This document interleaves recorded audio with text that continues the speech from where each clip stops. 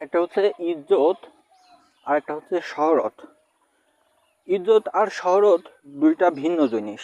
যেটাকে ইজ্জত বলে সেটা চলে গেলে সেটা ফিরে পাওয়া যায় না একবার চলে গেলে। আর যেটা শহরত সেটা চলে গেলেও আবার ফিরে পাওয়া যায়। ইজ্জত বলতে আমরা রেসপেক্ট বুঝি, একজনের প্রতি আরেকজনের সম্মান। শহরত বলতে ফেম, খ্যাতি।